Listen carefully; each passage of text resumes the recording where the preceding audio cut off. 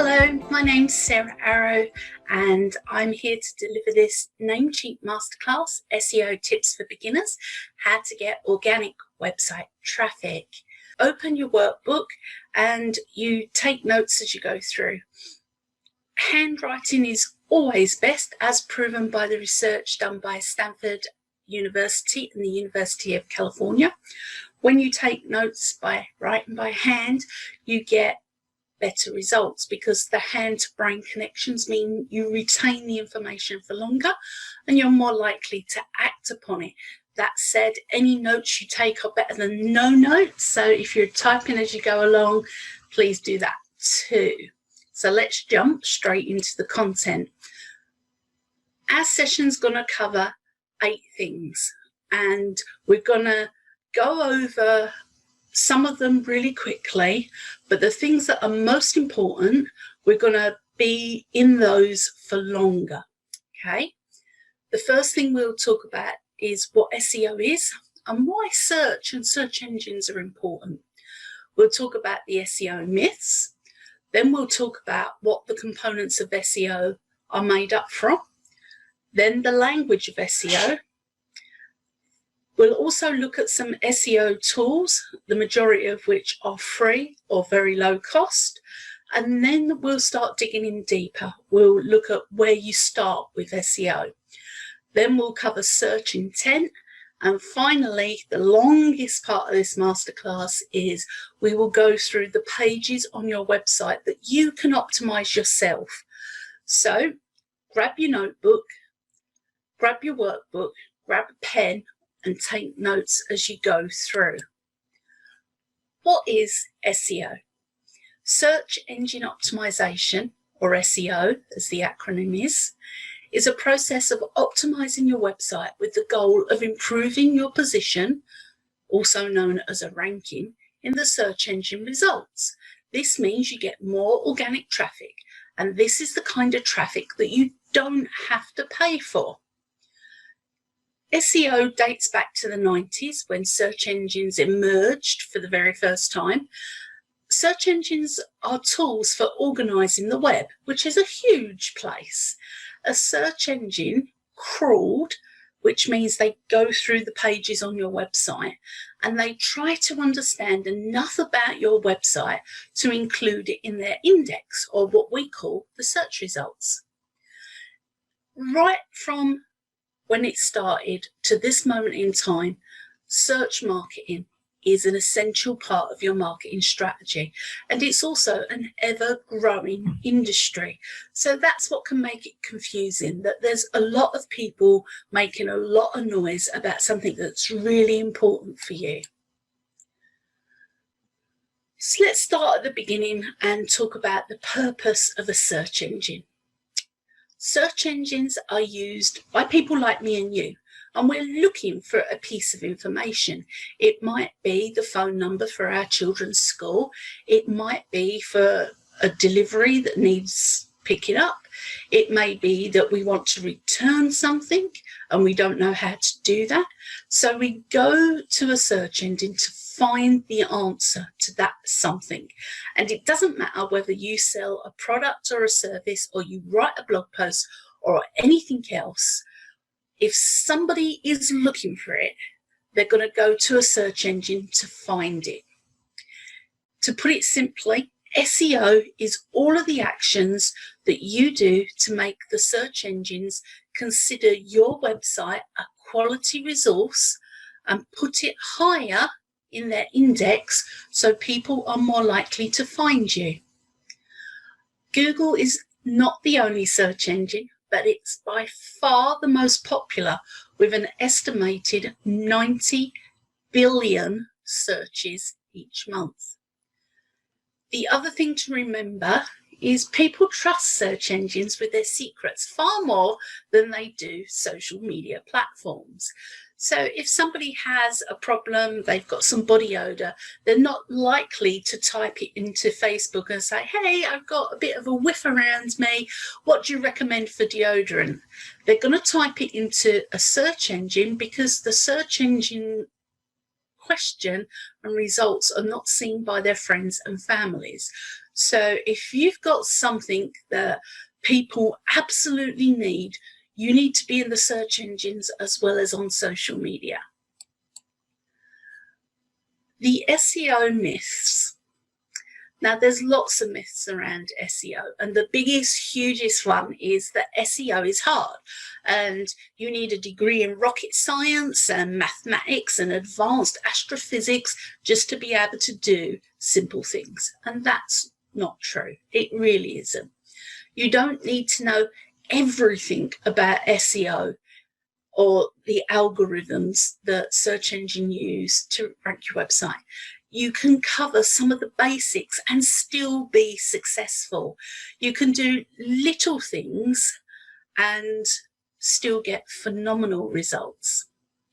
Another SEO myth means that you have to be a geek or a little bit nerdy or love techie stuff to get results. And again, that really isn't true.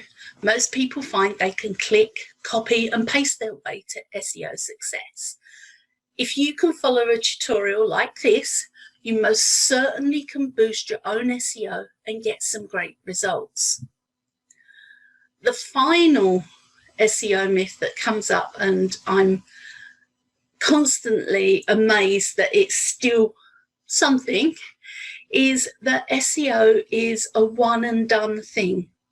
It's not.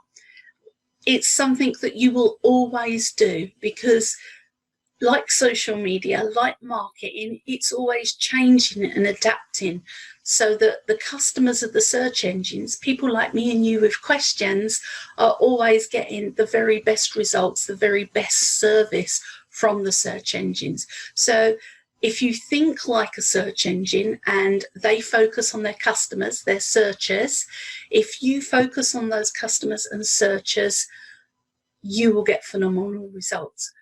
But customers and searchers change. So if you think SEO is a one and done thing, I'm here to change your mind. But the good news is you can do a lot of the little things yourself.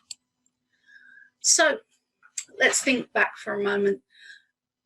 The three main components to SEO. Like everything, there are elements that slot together and give you great results. And the three components are technical stuff, great content, and quality backlinks. Technical stuff, all the technical aspects you need to cover. These are sometimes known as technical or on-page SEO. Without the technical part, which is the basis of your website, there's nothing to optimize. So feel comfortable with the technical stuff, because it really isn't as technical as you think. Then we have great content, and that's the soul of your website, the most important part. Low quality content means no rankings, not being found in the search engines, and it really is that simple.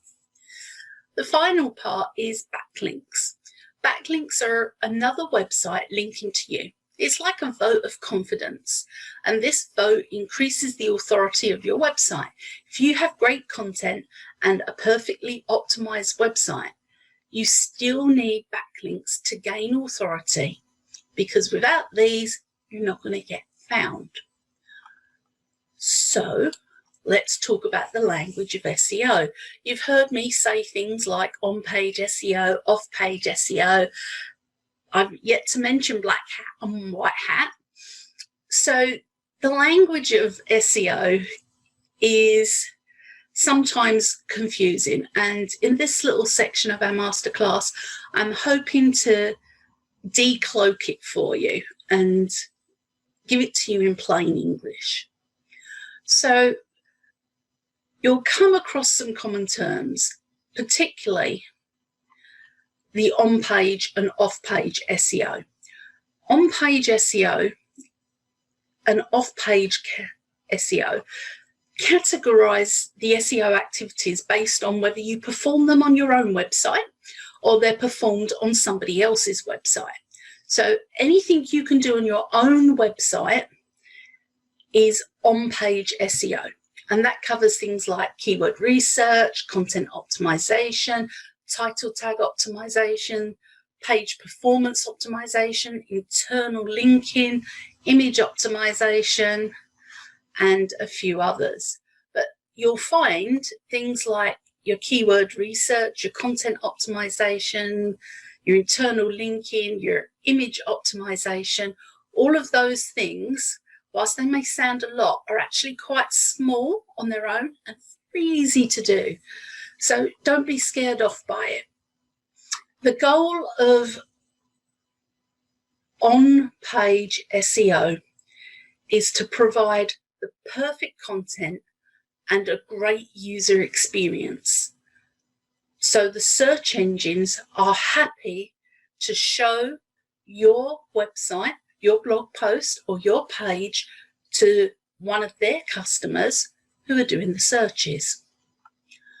Off-page SEO is mostly around getting backlinks to show the search engines that your website is important and it has authority and value.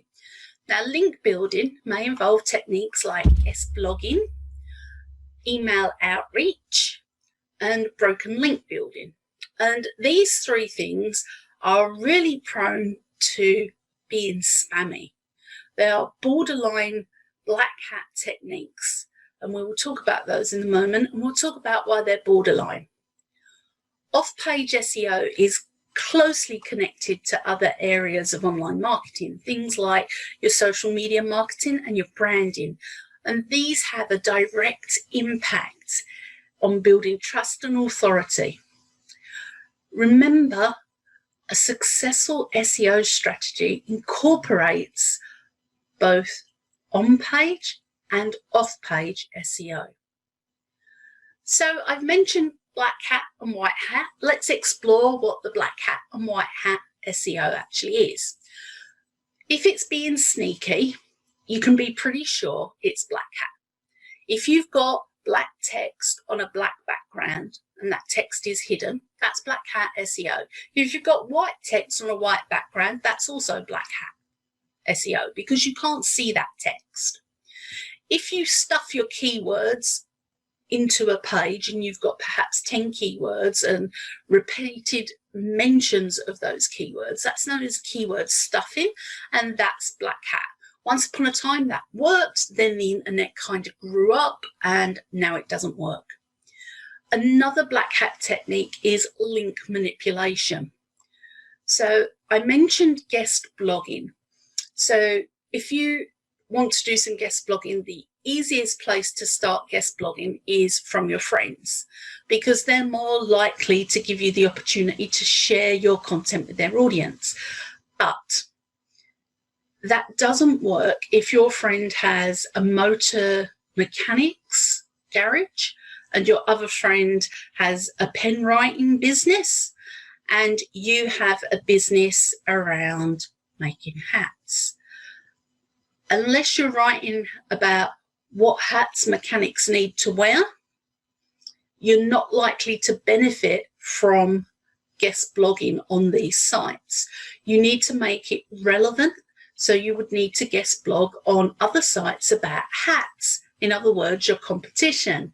So you would need to form relationships with your competition to have your guest post. But your competition isn't just people who make hats. It's people who are the audience for hat makers. So it could be tailors who promote hats to your audience. It could be people who repair hats, also have your audience. So link manipulation done right is brilliant. Done wrong, it's black hat and it causes you a lot of pain. Link manipulation, as I've just described, also encompasses irrelevant backlinks. And that's probably the biggest problem that when you do the SEO yourself that you have, is not knowing what's relevant and what's not. Another option that causes problems is link farms. And these are places that say, we will sell you 50 links to your homepage for $5. And you think, oh, great, I can get some of those backlinks. However, they're link farms and they're contaminated, and it will tank all your SEO efforts. So don't do that. Then there's comment spam, and comment spam works two ways. Firstly, somebody comes onto your website, reads a blog post and leaves a comment saying great post and a link back to their website. And you publish that and reply to it because you think it's real, and actually it's spam. They don't actually even come onto your website. It's automated, and these are sent out in their thousands, in their millions on a daily basis because people don't know that they're spam and publish them and reply to them. There's also comment spam that we do ourselves without even realizing that we're doing it.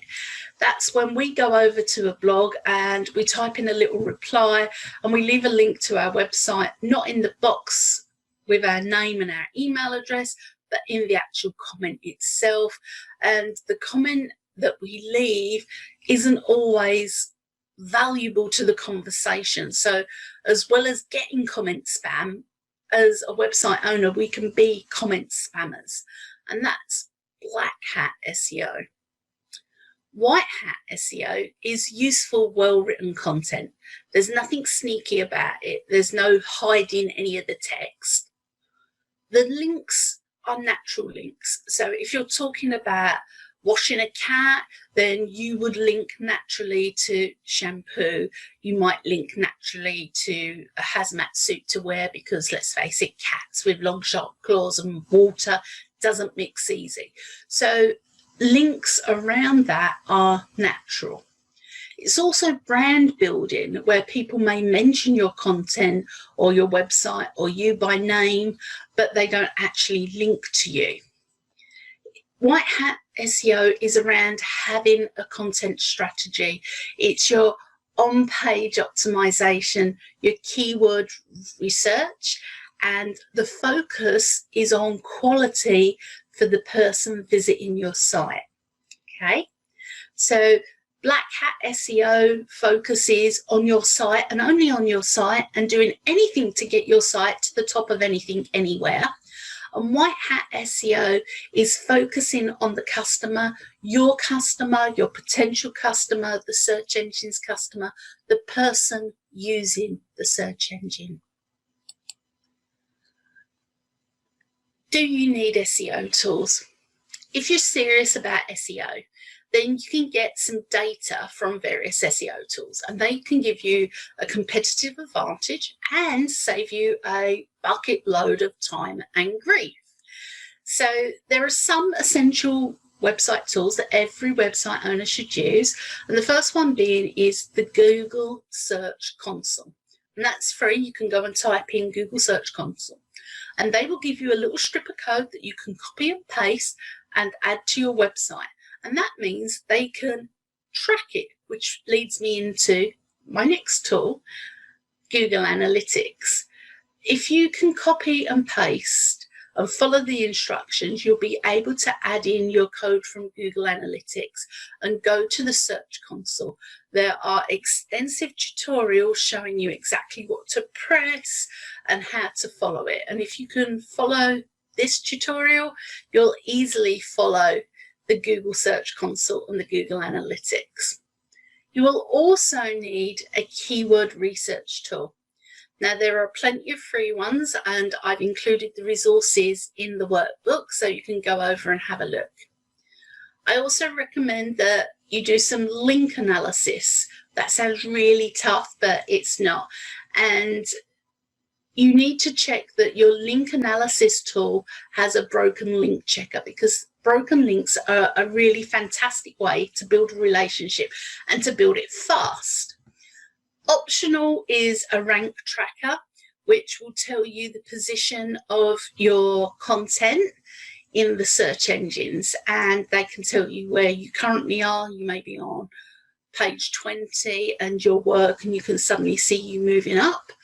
It may be something else. It depends on the tool. Now, I would say to you, you don't need a rank tracker unless you need a whole heap of motivation to watch yourself go from page 20 to page 2 to page 1, because the moment you have your SEO spring in and click into alignment, you will know your Google Analytics will move up, you will have more inquiries, you'll have more subscribers, you will have more phone calls. So you don't need a rank tracker to know that your SEO is working, because quite simply all of the other things in your business suddenly kick off and you think, wow, that's really good. Now, the best place to start with your SEO is with keywords. Now, if you talk to SEO experts, they will tell you keywords are out of fashion, you should never use them, you need to do all kinds of technical things. Well, it's really important that keywords are the first step in your SEO journey, because the first one is around getting to know your audience. When you're starting to optimize your website and you're creating your content, keyword research gives you an overview in what topics people are looking for. An example of this is I had someone come to me and say, I want to do a specific key phrase to get on the front page of Google. And nobody ever guarantees, not even Google, to get you on the front page of Google in organic traffic. The only way you can guarantee it is to buy your place there using pay-per-click or advertising. So I had a call with somebody and I said, not guaranteeing anything, what's the keyword you want to rank for? And they replied, manifest weight loss.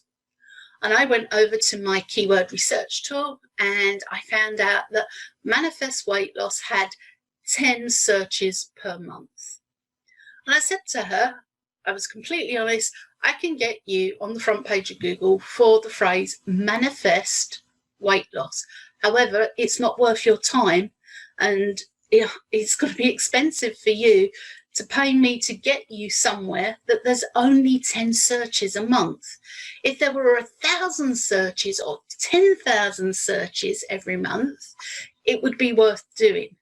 But for 10, it's not worth doing. So knowing the numbers and knowing how many people are looking for that information, it's really important for you, for your business, and for the SEO to actually start working on your website. There's no point in spending hours optimizing a page for a phrase that nobody is looking for. Keyword research also helps you find new content ideas. It can help you find the most profitable keyword opportunities, and it will help you find your content strategy. Now, there are various ways to find your keywords, and the first one is to come up with some keywords, some seed ones. These are the phrases that you use as a stepping stone to find more keyword ideas. So let's imagine you've got a coffee shop and simple phrases like coffee beans, coffee machines, espresso, latte, mocha, all work great. Cappuccino, how did I forget cappuccino? So the classic ways to look for your keywords include looking at what Google actually says. Google offers keyword suggestions directly in the search box. Things like Google autocomplete, people also ask, or related searches can be a great source of keyword ideas. With the autocomplete feature, you just need to start typing in the box and the suggestions. So as you start typing in coffee machines, some words often appear after it. It might have a brand name, or it might say pods, so that you know people are looking for coffee machine pods that go in them and make their cappuccinos or espressos. And this is a really powerful way of finding out what your audience actually wants. And if you typed in manifest, weight loss doesn't appear after it. People are looking to manifest money and all kinds of other things. So let's talk about the three-legged stool approach to keyword research. Without a leg of these stool, your keyword research falls over. So the three legs of the stool are popular. The keyword has to have enough people looking for it. Enough people can be in the hundreds, it can be in the thousands, it could be in the tens of thousands. It has to be rankable, as in the SEO difficulty isn't too hard for you to do. And some things are extremely hard. I first started trying to rank my website, a transport company, for the phrase same day courier. And I was fighting companies like DHL, FedEx, UPS, all to get on that front page for same day courier. It was really hard. The search difficulty was really high. I was a bit of a loon back then, and I didn't understand keywords. I just knew that was my keywords. And eventually, it took me 2 years, I got onto that front page. Then we have relevant. The searcher's intention has to match your content.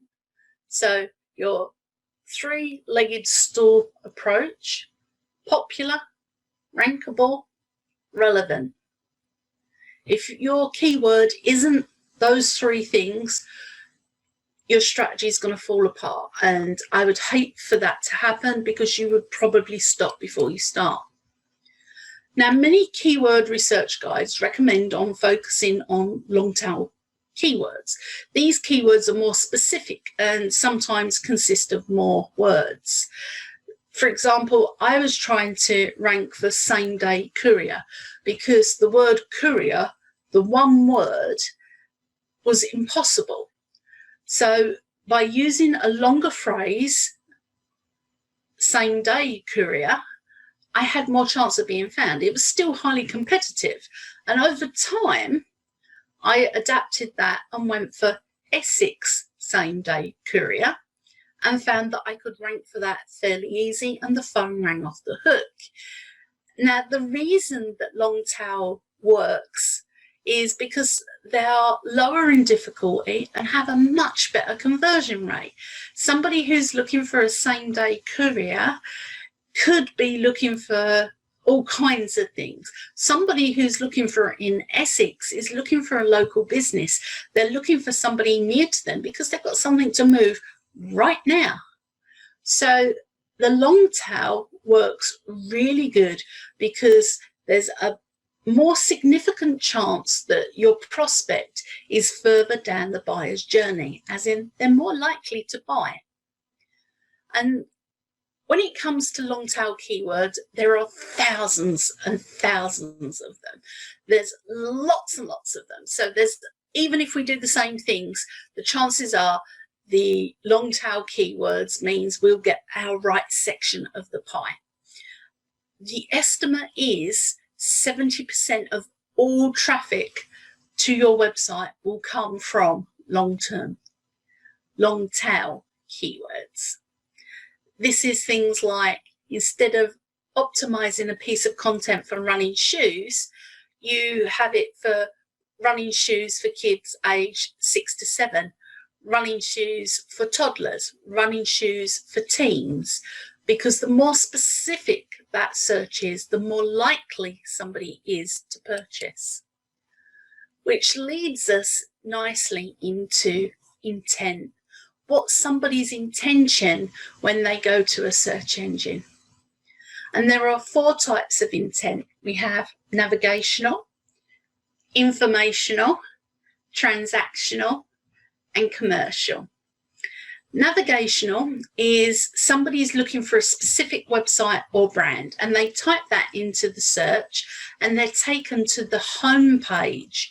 So if somebody's looking for Google Search Console, because I've mentioned that earlier, they type that into the search engine and they are taken to the home page of the Google Search Console. They're not taken anywhere else. They're taken specifically where they want to go. Then we have informational. This might be things like how to use Google Analytics, how to add my Google Analytics tag. And these will lead you usually to a blog post or a video showing you the information and why it's important, and in a lot of scenarios, even how to do it. Then There's transactional. A user wants to buy something online. It might be they want to buy a book on SEO or book an SEO expert for a consultation. So you can tell by the language that they're using, buy a book on SEO or book on SEO, that they're looking to purchase. Finally, we have commercial. And this is what somebody is searching for before they're ready to purchase. So to keep it in line with the examples that I've used for navigational, informational, and transactional, the person searches for SEO tool review. So they type in words like review, discount, case study, guide. They're getting ready, they're gathering their information ready to make a purchase. And the information that they're requesting is very different from an informational search. When somebody adds in words like review, discount, they're signalizing buying intention, hence commercial intent.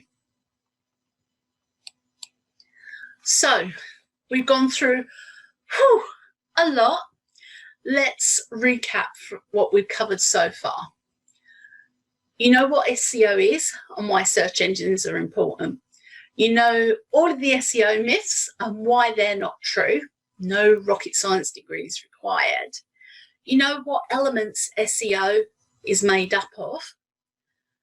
You understand a bit more the language of SEO. We've covered SEO tools, where to start with SEO, your keywords, and searcher intent. We're now going to dig deep and optimize some of the pages on your website. And the first page we're going to look into optimizing is your home page. So this is the page that when people type in your domain name, and in my case, contentnitro.co.uk or in Namecheap, namecheap.com, when you type that and hit enter, what will come up is your home page of your site. So the first thing you need to do is optimize your home page title. And you have to ensure that you have only one H1 tag. Now the H1 tag is usually at the very top of the page and it's the title. And most websites and their themes are configured to display the page title in enclosed H1 tags. So if you right click your page, you can view page source. Okay, if you right click, you can click view page source. Then if you click Control F, a little box will spring up and you can type in H1, and that little box will then tell you that there are, in the perfect world, 2 H1 tags on that page. An opening H1 tag and a closing H1 tag. If you don't have the closing H1 tag, all of the text will be very big. So the chances are you have this. Now, if you have more than 2 H1 tags, you've got a little bit of a problem and you'll need to do a bit of digging, and you may need to contact your web designer and ask them to put the other tags in H2 so that you only have one H1 tag. This can be your brand name, and it should be a maximum of 60 characters. Remember to optimize the homepage meta description. Now, lots of SEO experts will say, don't do this, but human beings are the people that read the meta descriptions. And the meta descriptions are discretionary. The search engines may or may not use them. But if you include them, there's a good chance they will be included, and you can add a call to action inviting the readers to click.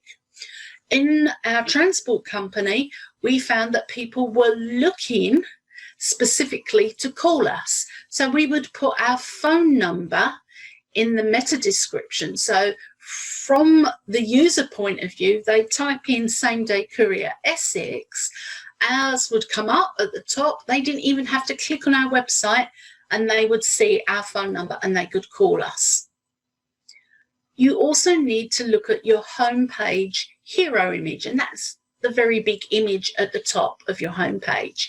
And you need to ensure that there's some alt text, and you can check that's there. Usually you can right click that image, and as you go to do that, it will hover and tell you if it's there, or you can right click it and save it and see what the file name is. All of these help you understand your site a little bit better, which leads me into optimizing your logo. This means most website developers, when they build your homepage and they build your site, they will just upload your logo and it will be called logo. And if you're doing something with somebody and it's a JV partnership, or they're writing about you, they want to include your logo. Now, sometimes they'll email you, and sometimes they will just go into a search engine and type your name and the word logo. And obviously you want your logo image to come up. So you need to change the file name to the name of your website and the word logo and re-upload that. And again, you can just make a note of this and send it over to your web designer if you've got that kind of relationship. Next stage is optimizing your homepage content. And this is the text, the images, and you even need a video. Plus, you'll want some social proof, testimonials, and links to case studies. So if you're a shop, you need to make sure you have a link to the shop section and a selection of your products on your homepage. If you're a service provider, you need to have a link to the services on your homepage. You also need to optimize the homepage loading speed. This is a ranking factor in search engines. The faster that your pages load, the more likely you are to be higher in the search index. 50% of searches come from mobiles, particularly local searches, and we'll touch on those in the next section. Mobile friendliness has been a thing since 2012, and it's now reached the stage where Google has said, you've had long enough to get your sites mobile friendly. If they're not mobile friendly, we're going to put you lower down in the search when somebody searches on a mobile device, because they're not going to be able to have a really good user experience. You also need an SSL certificate. You can get these free, usually from places like Namecheap. You can get the more important ones. There are two varieties. The first one that's free is by Let's Encrypt, and then there's a more advanced one, which is between, I think, $80 and $100 a year. If you've got the budget to get the more advanced one, get the more advanced one. Revise your site structure and navigation from somebody coming to your website for the very first time. When you do this, when you think about their intention, what are they looking for? What are they looking to buy? What problem are they looking to solve? What are they looking to do next? When you take that into consideration, you'll find your homepage becomes completely different. It becomes more focused on the customer, and you'll find it's easier to optimize and it's easier to create, simply because you're thinking about your website from a user's perspective. The next page to optimize is your contact page. This is the page you want to optimize for your own name. Now, when somebody's searching for your name, they know you already. They've met you, they've seen you on social media, they've heard you speak somewhere, they've seen a video clip with you in it, and they're curious about you. They're also probably looking to get in touch with you. So remember to optimize the title tag for your name, unlike the homepage, which is for your brand. Add your phone number, your business address. Now, this is really important, because When you add your business address and your name and your phone number, Google compares this to other places on the web. This is known as citation. And if they all match, you're authoritative and trustworthy. And if they don't match, you're in trouble. So include your phone number. Now, if you don't like taking phone calls, you want to do everything via a contact form or something else, put your phone number at the bottom of the page. Make it difficult for people to find. Now, if like us, when we had our transport company, you wanted people to ring you, we used to put our phone number in the logo. It was on every single page. Every time somebody moved, there was our phone number again, because we wanted to make it easy for them to pick up the phone and book us. But not everybody works that way. Check your contact form works. Make sure that it's coming through to you, because these are the people who are your leads, who know you, who want to know things about you and your business and do business with you.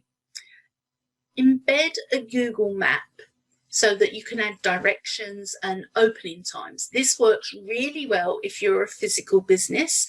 It even works if you're a virtual store. Make sure that your loading speed is fast. If it's fast on the home page, the chances are it's going to be fast on the contact page as well. But do double check. The next thing is get your mobile phone, your cell phone in your hand and check that your contact form works on a mobile device. 50% of the searches are coming from mobile, so make sure it's there. You might also want to add a chat box, and these are live chat agents and things like that. And lots of companies are finding that having these on your site, particularly on the contact page, is really beneficial, that people type questions in and you're able to help them on the spot. Optimizing your contact page isn't particularly hard. I think the biggest job out of the 3 pages we're optimizing is the home page. So if that's too big for you to do, jump straight in and optimize the contact page. The next page we're going to look at is the about page. Now, this is where somebody goes when they're looking to do business with you. They're looking to find out a bit more about you, but they also want to see that you're able to help them. So you can also optimize this page for your name or your business name and your name, or it could be optimized around how your customer identify themselves. It could be you optimize it for coaching support if that isn't one of your products or services. You can optimize the about page meta description. Remember the call to action aspect, inviting people to read more. You absolutely should have photos of you. If you've not got branded photos of you, take some nice ones with your phone and, look up, smile, pop it into canva.com, make it look good. There are no excuses for no photos of you. And if you're photo and camera shy, I understand. I spent a long time avoiding photos of me on the website, but people like them and we have to give them what they're looking for. And if you don't add photos of you on your about page, people think you're not real. They think that you're some sort of scammer. Next, we want some social proof, some testimonials that you're the expert in what you do. And here you talk about who you help and why you help this person.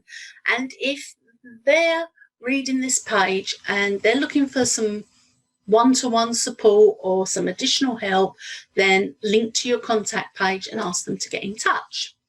Then there's the opt-in subscription box. So if somebody's not quite ready to do business with you, they can opt in and go on your mailing list.